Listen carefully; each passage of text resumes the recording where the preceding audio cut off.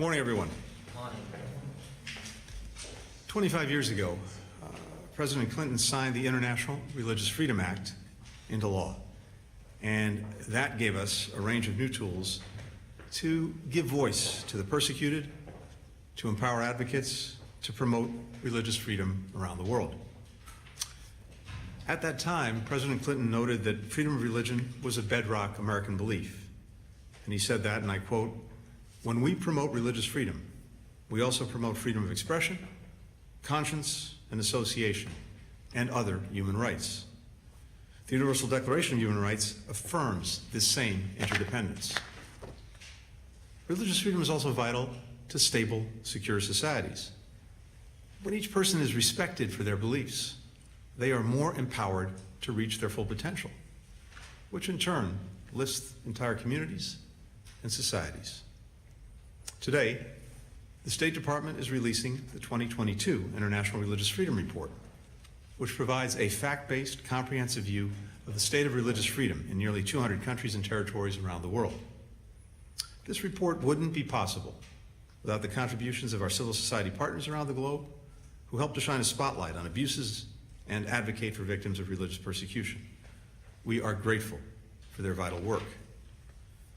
This report assesses the actions of countries that are our partners and those with whom we have disagreements, evaluating all by the same standards. Its aim is to highlight areas where freedom of religion or belief is being repressed, to promote accountability, and ultimately drive progress toward a world where freedom of religion or belief is a reality for everyone, everywhere. Over the past year, we've seen real progress in some parts of the world on expanding religious freedom as people demanded their rights, civil society groups pushed for change, and governments listened. Belgium formally recognized its Buddhist minority, which entitles Buddhist religious organizations to teach their faith in state schools and eventually to apply for federal funding to do so. Lawmakers in Brazil codified religious freedom guarantees for Afro-Brazilian indigenous communities at the municipal and state levels across the country. They also passed legislation making it a crime to carry out discriminatory acts against any religious practices. Canada and the European Union both created new offices to combat Islamophobia, while Croatia appointed its first special advisor for combating anti-Semitism. In the Central African Republic, the country's special criminal court continued to prosecute cases of religious-based violence and other human rights violations against civilians since the military coup in 2003. And more broadly, civil society and other concerned governments around the world have successfully secured the release of many who've been detained, even imprisoned, for exercising their freedom of religion or belief. Now, that's the positive news. Unfortunately, the report also documents the continuation and, in some instances, the rise of very troubling trends. Governments in many parts of the world continue to target religious minorities using a host of methods, including torture, beatings, unlawful surveillance, and so-called re-education camps. They also continue to engage in other forms of discrimination on the basis of faith or lack of faith, like excluding religious minorities from certain professions or forcing them to work during times of religious observance.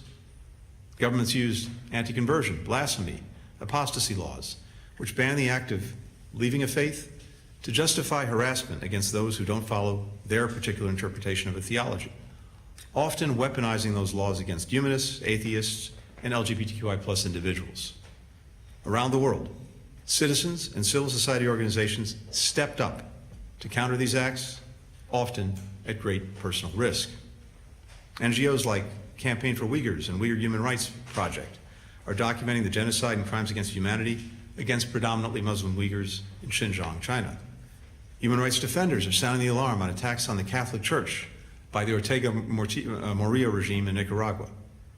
Lawyer Martha Patricia Molina Montenegro's reporting exposed more than 160 attacks against the church and its members since in 2022, from desecrations to arbitrary arrests. One of those unjustly detained was Rolando Alvarez, a bishop who criticized the regime's crackdown on civil and religious liberties and was promptly labeled a traitor to the homeland and sentenced to 26 years in jail. People across Iran, led by young women, continue peaceful protests demanding their human rights, including freedom of religion, galvanized by the killing of Mahsa Amini, who was arrested by the so-called morality police because her hijab did not fully cover her hair. Amidst the Burma military regime's ongoing repression of religious minorities, thousands of teachers from Muslim, Buddhist, Christian, and other religious backgrounds continue to teach the importance of human rights, including religious freedom and respect between religions. The United States will continue to stand with and support these brave advocates for religious freedom. We'll keep advocating for religious freedom in countries where the rights are under attack, both publicly and directly in our engagement with government officials. We'll keep working to defend and promote religious freedom here at home, including through the interagency group that President Biden created in December to combat religious bias and discrimination. We defend the right to believe or to not believe, not only because it's the right thing to do, but also because of the extraordinary good that people of faith can do in our societies and around the world to promote peace, to care for the sick, to protect our planet, to expand opportunity for underserved communities, and so much more. So, this is an enduring commitment of this administration. This report, released today, reflects the picture that we saw emerge in 2022. But we are acting on the findings and observations of the report every single day in our efforts around the world to advance freedom of religion and belief. The person who's leading our efforts in that regard is Ambassador Rashad Hussein. It is my pleasure to turn the podium over to him now. Rashad.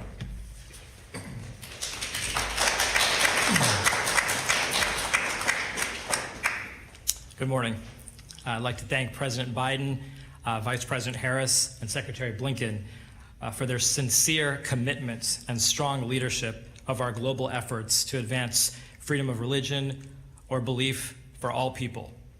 Let me also take a moment to express my gratitude to our dedicated colleagues at the Office of International Religious Freedom and U.S. embassies and consulates around the world for their remarkable work.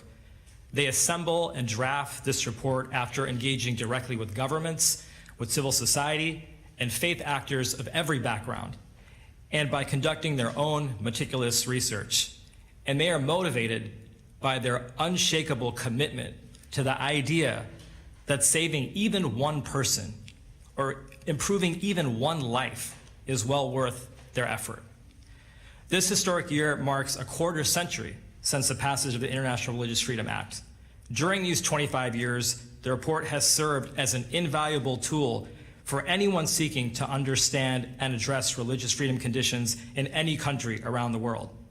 So if you ever wonder whether the religious persecution of any group in any part of the world escapes our attention, the answer is in the country-by-country analysis in this report.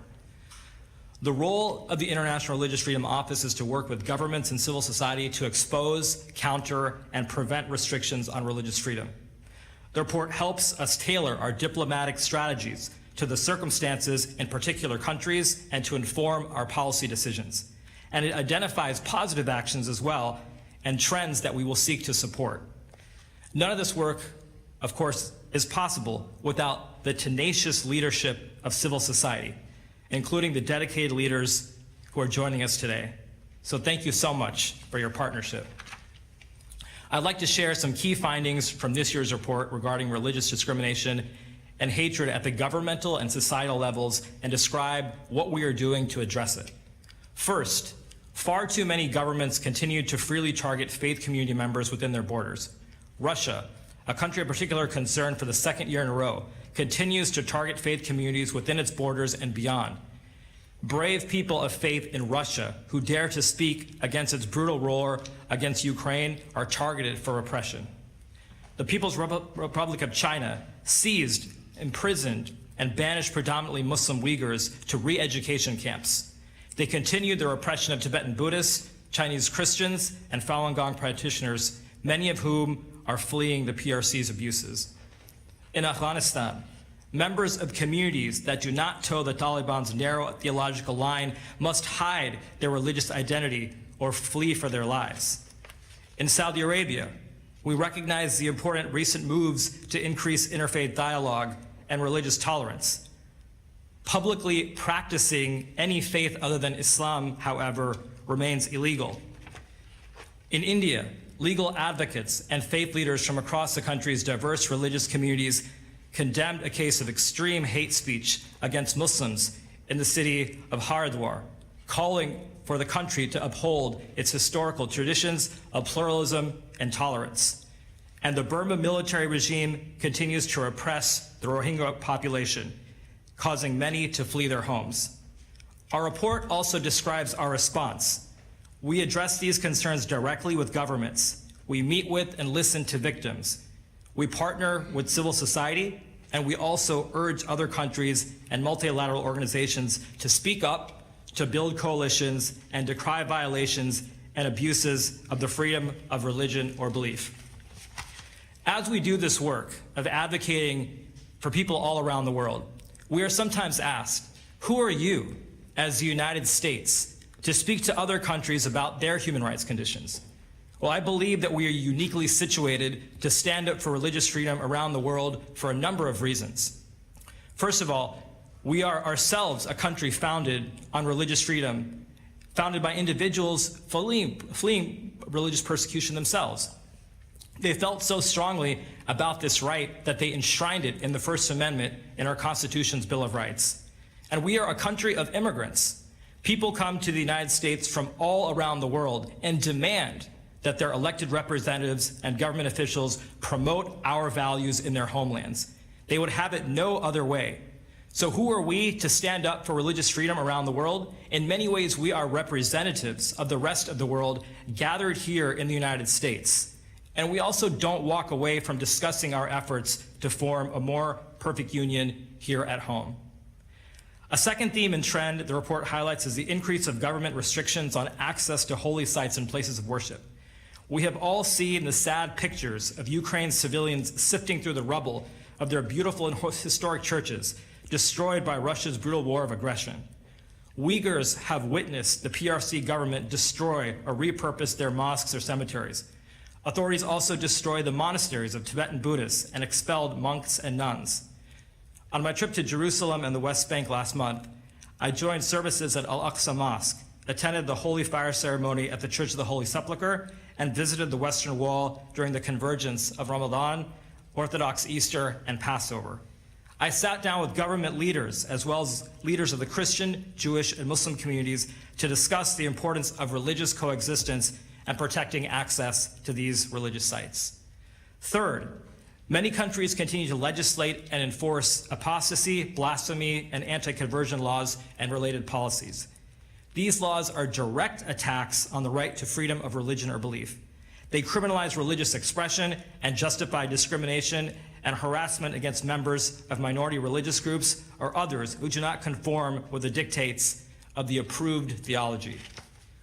Fourth, the report shines a light on the need for governments to ensure equal access to primary services for all, including education. Despite the near universal consensus among Islamic scholars regarding the right to education for women and girls, the Taliban, in the name of religion, continues to rob women and girls of this fundamental right. In Nigeria, yesterday, Leah Sharifu turned 20 years old, but remains captive to the Islamic State in West Africa province after being kidnapped 6 years ago. On the sidelines of last year's UN General Assembly, I unveiled Pathways to Respect, an effort that highlights the importance of educational initiatives to prevent and combat hatred. Many of these efforts, such as the 2016 Marrakesh Declaration, play a critical role in educating publics broadly, not just in the formalistic classroom setting, on the rights of religious minorities. I would be remiss not to mention the countless young people who have been forced to flee their homes based on their beliefs regarding religion and find themselves locked out of any education at all. I had the opportunity to visit some of them in Rohingya refugee camps in Bangladesh.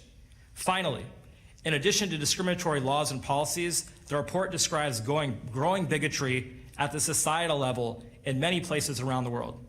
Let me note the ongoing and deeply disturbing proliferation of anti-Semitism, anti-Muslim hatred, and xenophobia that target religious and non-religious communities. We are seeing increasing links between these forms of hatred and between those who propagate them at home and abroad. Earlier this year, I traveled with Second Gentleman Douglas Emhoff and Ambassador Deborah Lipstadt to the Holocaust sites on International Holocaust Remembrance Day.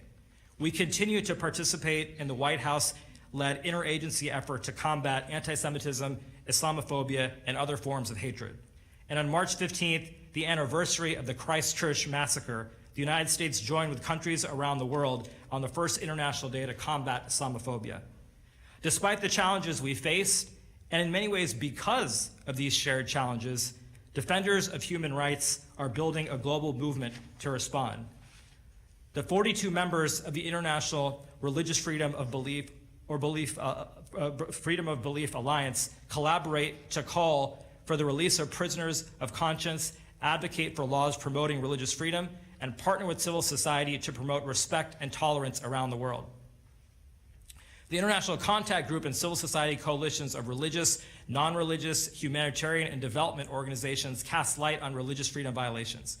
They give voice to those who are locked away or forcibly disappeared. And in London last July, I had the honor to join thousands from countries around the world at the International Religious Freedom or Belief Ministerial. The Czech Republic will serve as this year's host. Religion can be such a powerful force for good in the world. Societies who seek to restrict it or use it to harm others cannot achieve their full potential. We vow to redouble our efforts to ensure greater respect for freedom of religion or belief for everyone, everywhere. And we will continue to stand in solidarity every day with all of those who are seeking to exercise their beliefs. Thank you so much.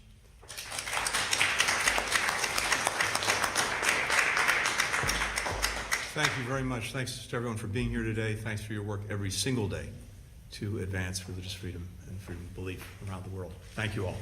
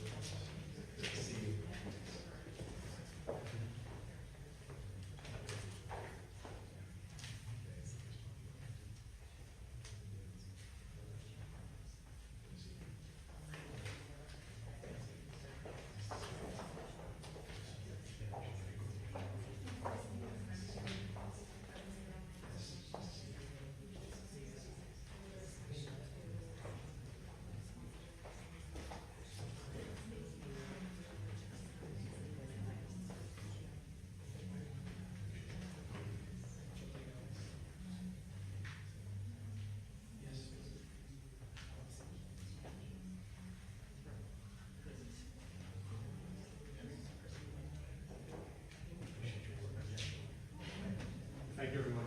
Appreciate it.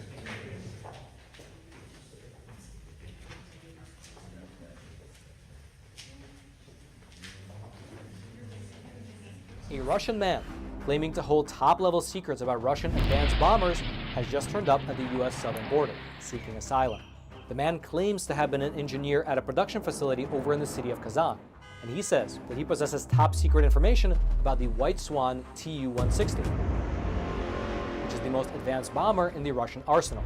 U.S. border officials, they interviewed the man, and they determined that his story was in fact credible and eventually passed him off to the FBI, who are still in the process of interrogating him right now. However, analysts have pointed out that the fact that the story was even leaked to the public is an indication that perhaps the American government is encouraging other Russians who also hold top-level secrets to also escape to America.